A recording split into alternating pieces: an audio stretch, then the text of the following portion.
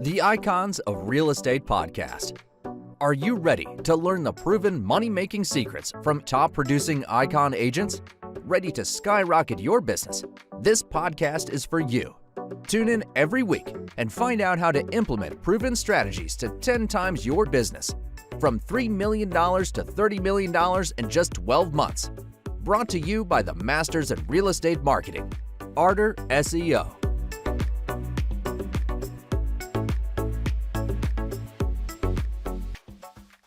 Welcome to the Icons of Real Estate. I'm Tim Calloway. We have a very special guest for you today from the great city of Naples, Florida, Josh Marzucco with Marzucco Real Estate. How are you, Josh? I'm doing great, man. I appreciate you having me on. Yeah, no worries. I've been looking forward to it. As you know, I'm sure you've interviewed a lot of brokers and agents.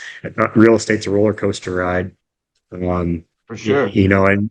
And I'm a non-competing broker, so I don't sell against the agents, and I still give the agents a lot of leads. Naturally being born and raised here, I still know a lot of people. So I do give away a lot of leads, and Nice. We offer a tremendous amount of training and help for our agents, and while still being a true 100% commission brokerage. Yeah, that's fantastic. That gives you a lot of what would you call it? Kind of flexibility, right? I mean, it gives you a lot of flexibility you probably didn't have before, or would have had with if you would have stayed with. Just out of curiosity, how many of those other agents stayed? As time went on, when the brokerage merged, Yes, yeah. it was suicide. They lost like 250 agents in like 2 or 3 months. And essentially that brokerage closed down within the last year. So it was, I felt really bad for the two owners, the husband and wife brokers. I think they got hustled. I really don't think they knew what they were getting into in the merger. And they had between 300 and 400 agents when that happened. And they went down to like 45 agents within 4 months. Oh, wow. Yeah, that must have hurt. Well, yeah, live and learn, I guess, right? right. So let me ask you this. If I came across Alligator Alley and came to visit you and we went to your bar, because I'd love to see that, and we had a drink and we're just sitting around shooting the breeze, whatever, and I said, hey, you know what, Josh, I've got a magic wand of sorts and I can make any of your biggest problems go away. What might they be? I mean, there are any issues you on a day-to-day basis that you really have to contend with that you would love to just say, I'd love a fix on that? That's a good question. That's a great question. I would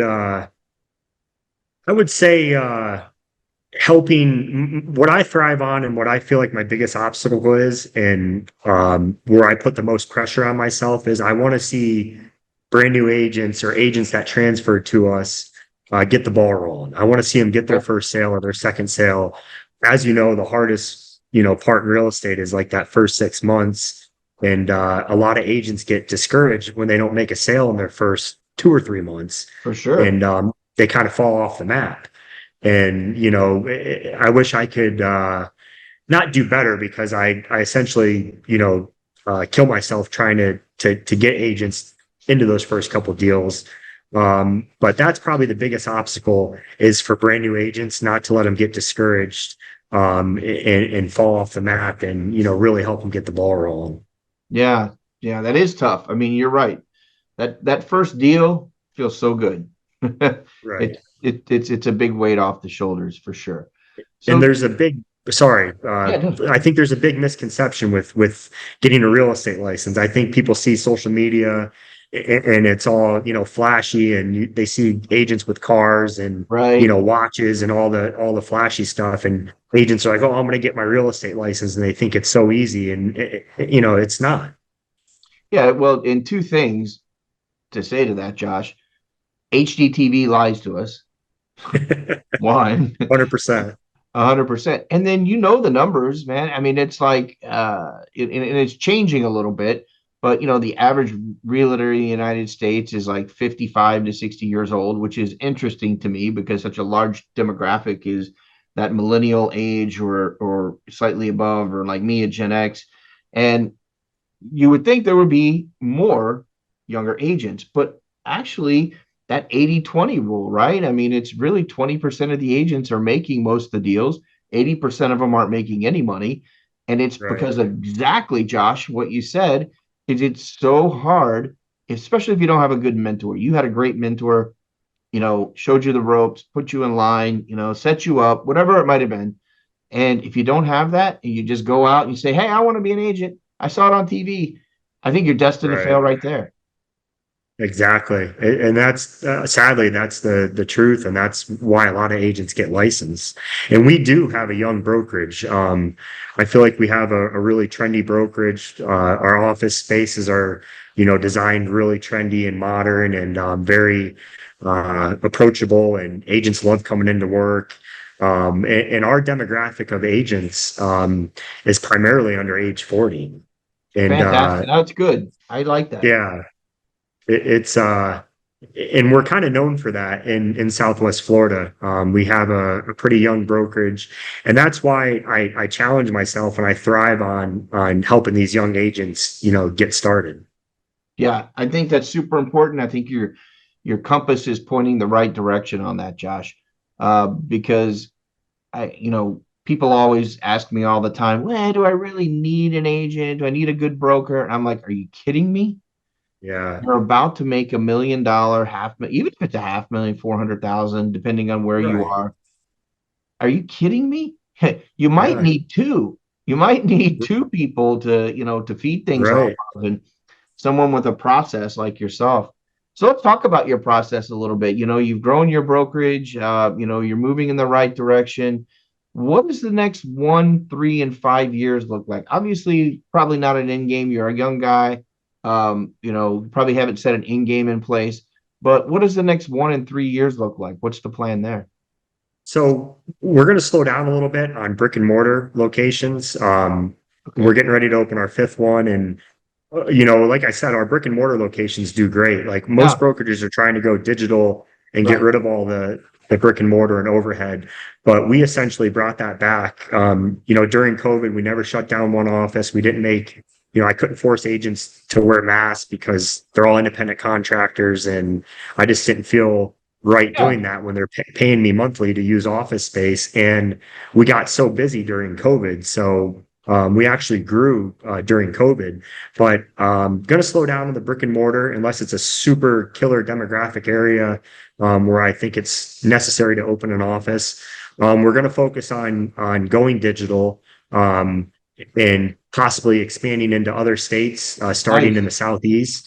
And I have a lot of agents reaching out to me nationwide, asking more information about the brokerage and, are we digital? Are we national? So we're going to experiment with the digital side of things in the next 1 to 2 years. And my goal is to get to 1,000 agents statewide. Started off wanting to get to 100 agents, and we blew through that ceiling pretty quickly, and now we're at 400, like I said. So I'm setting 1,000 in the 1 to 3 year range, and kind of just see where it goes. Yeah. Would love to expand into other states. Have no intentions of merging or selling anytime soon. I got a personal letter and video from the CEO of Remax Monday morning, first class mail, that were on their radar as far as an acquisition, and which was flattering and super cool, but we're not there yet or ready to do something like that yet. Yeah. Well, that's still great growth, potential. I like how, I guess you're probably looking at the Carolinas, Georgia, places like that as well. Very hot markets. Exactly. You know I this actually signed probably. up for my broker's test in Tennessee. There you So go. we're going to hit some of my equity partners are going to hit Georgia, South Carolina. They're going to get licensed there, and we're going to try to individually spread out a little bit. Well, what's the secret sauce in Tennessee going on? I got to be honest, and we can discuss it more off topic a little bit in a little bit, but I'm getting a lot, and when I say a lot, probably a third of my podcast and or interaction has been out of Tennessee. And I'm not talking one city. I'm not talking just Right. Nashville. The Right. whole state, is overall just It's just so I grew up, my family had property in Pigeon Forge area. yeah, So, obviously that's a tourist trap. That's like it's a big attraction, but it's busy and it's still right, growing. Pigeon Forge, Gatlinburg, Nashville is the hottest growing city in the country. right, A lot of industry has moved there. Amazon opened a big facility there, hired 5,000 people. right, Um, and there's high rises going up. It became like the cool young professional city. right. Um, and the climate there is amazing. You get a few cold months a year, but it's not bitter. It's not like you're up in Buffalo or New York and places like that. So I think that's super attractive to people. They get the seasons. But it's from what I heard during COVID, there was 120 people a day moving to Nashville. Oh, that's Um, insane. and Brentwood's a beautiful area outside of Nashville. There's just a lot of nice areas there, and you can hit the Smoky Mountains within a few hours. Or you can be in South Tennessee and have a little bit different climate. So it's just a super attractive area. Yeah, just Um, centrally located. I think that's a big part of it. yeah, A bit of Americana culture as well. I mean, right. Pigeon Forge, especially Gatlinburg. I was 10 years old, when I went to Mhm. Gatlinburg during the World's Fair time and all that. There's Yeah, and a lot of folks, especially in the far west, don't even know about all that, right? And right. so it has become kind of a hot spot. I'm just fascinated by the fact, of course, living in Florida where we get 300,000 people a year moving in. So we're like, yeah, yeah, keep coming, we're fine, but it's like, where's Right. where's the throttle on this? So to see another state kind of do the same thing and Yeah. I never would have picked Tennessee, Josh. I never would have Yeah. thought. I honestly, I've been going there since I was a kid as well. And Yeah, I think athletes, movie stars, obviously country music's big there. sure. They made it popular, but Nashville, obviously Broadway is a trap, tourist trap. But outside of Broadway and the outskirts of Nashville, it's really fun. There's a lot to experience, a lot of nice golf courses, Yeah, and there's more to it than just that mile strip of Broadway. right. Yeah. Can't be a tourist trap for sure. But I think that's we live in the tourist trap capital. Are you kidding me? Right. Yeah. So talk to me a little bit about Naples. Okay. It's time to plug Naples a little bit. I think it's a wonderful city. I've got thousands of listeners that have never been to Naples. Tell us about Naples and some of the advantages to moving there or living there.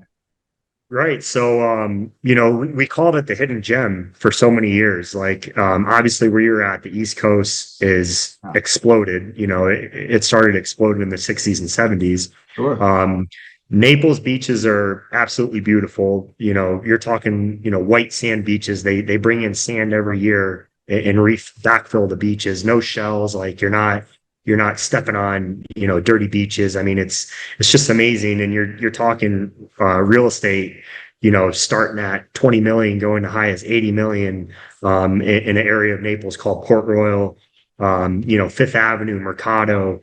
It's being exposed a little more now. During COVID, it got a little exposed and we got really, really busy. But, being in the real estate game, it's for the better.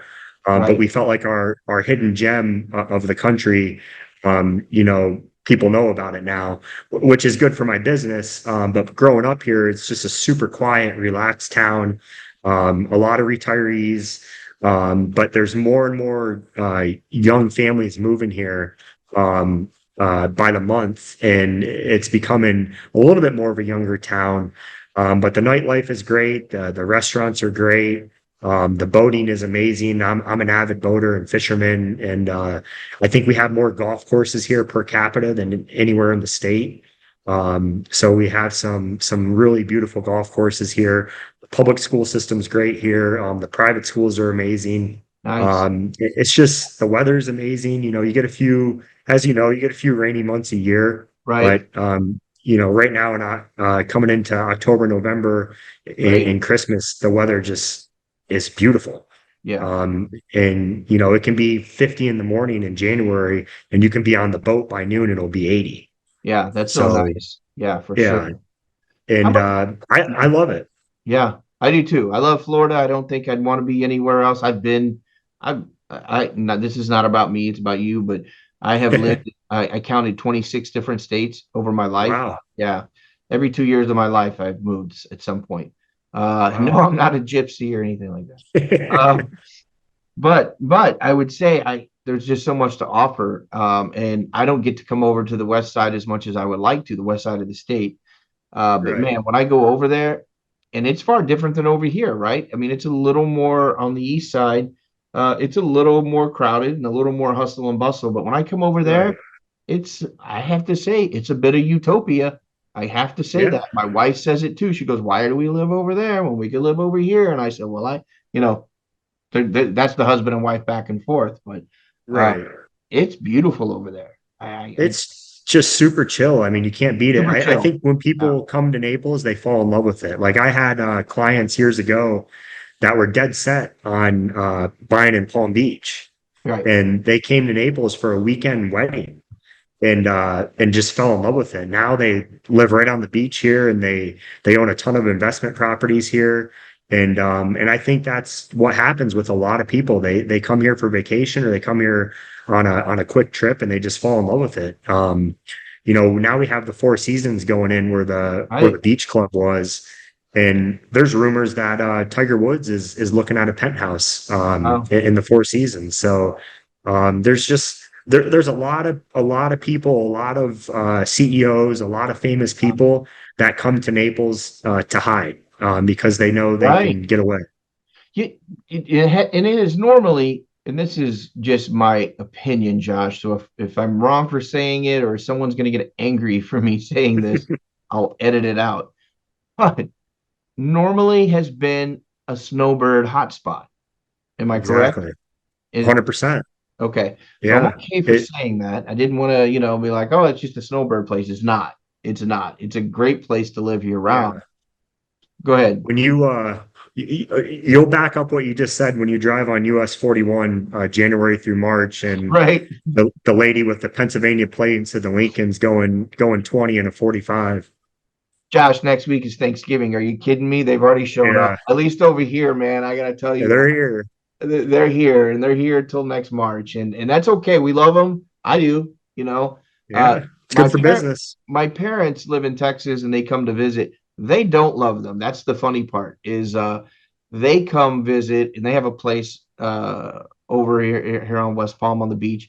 And when they come visit them, they complain, and I'm like, you don't live here. Yeah. But yet you're That's funny. complaining about the snowbirds, and my parents always say it's their attitude because my parents Yeah. born and raised in Texas. My mom, and they're Texans and they're kind of laid back. Hey y'all, and then they get here and we're like, go go go, get out of the way, and the honking. We're honking all the time. It's like little Oh me. yeah. You know, Been doing it my whole life. been doing it your whole life, yeah, and that's just Florida. But I like what you have to say. So, how would someone get in touch with you, Josh? Yeah, so I'm all over social media. My Instagram's the Realist Broker. That's probably my favorite platform. I'm here with my content guy. He's getting me into TikTok and YouTube and all kinds of Nice, stuff. But you know, our website, marzuccorealestate.com. I like to promote and blast some of my agents more than myself. So I have a lot of good top producers that are doing a lot of good things on social media, and also YouTube. So you can also find some of them. You know, they're really awesome to learn from, and they put out a lot of good content. But I'm mainly on Instagram under the Realist Broker. nice. Okay. So, we're getting kind of at that time, winding down a little bit. Doesn't mean we're finishing right here, but we're winding down. And a couple of things I'd like to do. I saw on your website, you mentioned it a little bit while we're talking. You're always looking for agents. I know you're slowing down as far as the brick and mortar. Are you bringing agents in right now? Yeah, on average, we bring about 10 to 12 agents in a month. Oh, fantastic. That's And great. yeah, we're not a heavy recruiter either. Right. We kind of recruit just by word of mouth and just through Oh, social media. and putting our presence and our brand out there. And I get so many agents a week that reach out to me through social media and Right. through our website to get more information on the brokerage and to talk about joining. And we have a really high retention rate. Like I mentioned before, agents fall off, they Sure. quit, they get It happens. discouraged. And, you can't keep everyone. We do have a pretty high retention rate. But yeah, I mean, right now we're still getting agents. My Naples office is 5 doors down from one of the largest real estate schools in Southwest Florida. And That's you would think nice. that that's great, but we're not allowed to even talk to them. We can't recruit. We can't legally. We're not even allowed to say a word to them. But where I was getting at is, I can see, just by going out to lunch in the same plaza, I can see that their classes are still really full with new agents getting their license. Yeah. So, and that's a good sign. I love to see it. Even after Ian, we got hit pretty hard after Ian. We had a lot of deals fall through, a lot of deals cancel. Which is inevitable. It was bound to happen. A lot of people got scared, but it's coming back pretty strong already. But we get a lot of agents. We're not a heavy recruiter. We don't send a lot of recruiting emails or text messages. We try to do it as organic as possible. Nice. Well, give me the 2-minute elevator pitch. If I'm a realtor, and you're like, and let's say I'm a $50 million producer. I don't know where that falls in scale with you guys. But I saw some good deals, right? In West Palm. Right. So let's call it an apples to apples pricing of homes. And you go, Tim, I'd Right. love to have you over on the west side. Come on out, go to my bar. What's the 2-minute elevator pitch on coming over to Marzucco? Right. So if you're already a seasoned agent, and you have deals I'm going on, seasoned. You see this beard? I'm seasoned. yeah. My first question would be, what type of commission split are you on? Who are you with currently? Right. And if you're on any type of commission split, I have a formula that I would show you and break it down, very simple math based off your numbers. I can show you what you would save with us immediately right out of the gate. So we're starting to get a lot of seasoned agents and top producers transfer over to us. They're leaving commission split brokerages because they can see what they get with us and how much money they're going to save. And if they're producing all their own leads and generating their deals organically, for a lot of them, it's a no-brainer to come over to us and get some of the tools that we offer, our software and a lot of the promotion, the marketing that we have. But we're more appealing to a lot of newer agents right out of the gate because we're 100%, and we have just a small transaction fee. But what we pride ourselves on is the help that we offer for any of our agents. As the broker, I tell agents I'm available 24/7 for help, contract questions, whatever it is they need. And I have 3 other broker associates now. And like I said, I have 5 equity partners that have bought into the company, and they're always available for help as well. So whereas an agent might not have great chemistry with me, Right. they might, mesh well with another top producer a lot better, and pick their brain more and have a lot more questions for them. So, that's basically our biggest, notch and sales pitch is the amount of help and training and support that we offer 24/7 while still being 100%. We are Right. a true 100% brokerage from day one. That's amazing because you don't hear that a lot or almost at all, 100% plus. What I like the most, Josh, how important a quick start for a new agent is for you. That's paramount. And that's why Right. we lose so many, I think, potentially great or good, at least good. Right. The great ones will work through it, but at least really good agents that provide value to you and to the community. I think it's great that you're doing that because, man, I tell you, I know tons that walked in and it's like a revolving door, right? Yeah. It's like a revolving door. So And it's really gratifying and pleasing to see when they post that first closing, when they're standing there with their clients and, you have that picture and they're, super proud of their accomplishment. And like you said, a lot of great agents that had crazy potential fall off the map. yeah, And that's they sad. Yeah. just, Yeah, and they didn't get that paycheck within the first couple months, and they get discouraged, and they quit and they go back to doing what they were doing. Right. And then probably never feeling gratified. And it's Josh, anybody that gets into real estate, number one, we always think of money, right? We always think, okay, I got into it because HGTV told me I'd have money. But the reality is, I believe the true reality, you can tell me if you have a different opinion, is the day I woke up and I realized the for others, right? I mean, you really are doing it for others. You can BS yourself all day long. I don't mean you exclusively, Josh. I'm talking about Right. agents in general. BS yourself all day long that it's about money. When you're handling or representing the largest transaction that 90% of people are ever going to make in their life, there's a pretty good chance that makes you feel good. Right. Oh, 100%. Yeah. Absolutely. Yeah. And that's what it's all about. And I like seeing that once, you know, brand new agents, we all did it. We all, were counting the commission in our head once we had a deal under contract and, already had that money spent. Right. But once they get past that, and they start realizing, it's about helping people. And especially after this hurricane, we had a lot of displaced families and individuals. And I saw a lot of my agents, step up to the plate and promote on social media and all their platforms that they Right. would help people for free with rentals and give free advice. There you go. And that was really amazing to see after the hurricane. Yeah, I think that's amazing. I think that's amazing. So we'll go ahead and wind it down now. I always let my guest, for those who know the program, I always let my guests have the last minute or two. Really, close us out, Josh. Whatever's on your heart, your mind, doesn't have to be about business. It could be about anything you like, but generally it's about business. It could be about it could be about the goats and pigs. It could be about anything that you feel like you want to share with our audience that maybe we didn't cover, or maybe you just feel compelled to talk about. Take us out. Yeah. So, like I said before, I thrive on getting new agents, their first few deals. And if I could give any advice, for new agents or people starting out in the business, making the transition from something else, just don't get discouraged. Don't quit. You got to think of this as a long-term game. It's not get rich overnight. As you can sell real estate till you're 80 years old. Right. You can do it forever. So you have to come into this thinking it's a long-term game and you're not going to get rich overnight.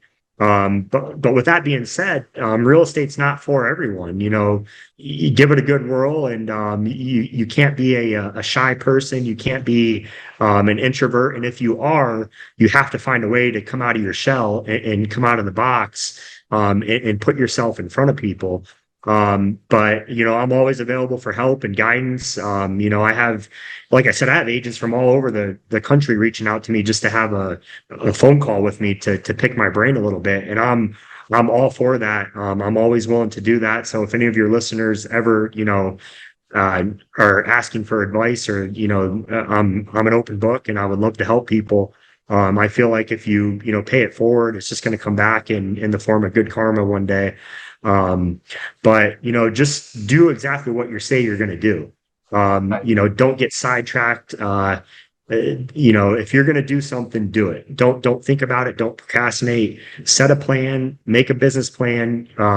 Your 3, 6 and 1 year goal as a new agent and attack it. But don't expect to have commission. If you don't have commission coming in right away, that's not what it's about. You got to set up the relationships and the connections for the future. It's not an overnight thing. Hey, that's great advice. And I'll say it again. HDTV lies to us. Don't believe the hype. It takes work, right, Josh? There's actually 100%. 100%. It's a roller coaster ride, and in my opinion, there's more deals that fall through than go through. Wow. And you got to take the good with the bad, and you gotta run with it. Josh, I'm going to use that on your thumbnail. More deals fall through than go through. That's true. I mean, that's kind of a sad fact, but a true fact. And but you definitely can do something about it, right? Yeah. And I, part of my job with 400 agents, I feel like I'm a psychiatrist most days. Because when I see an agent in the office and they just lost a $1.2 million deal due Right. to whatever reason, I got to pick them up and stay positive and say, all right, what the hell are we going to do next? What are you going to do to overcome this? How are you going to flip this around? Don't sit there like a little baby and dwell on it because this one fell through. Let's make a game plan and how are we going to get them a new home, or, what are you going to do to fix this? More great advice, Josh. Josh, I appreciate you being on the show. I look forward to catching up with you over the next 3, 6, 9 months. Maybe I'll make the trek over and, have a drink at that bar and see how things are going. Would love that. Would love that. Thank you. Josh Marzucco with Marzucco Real Estate in Naples, Florida. Talk to you soon, Josh. Thank you.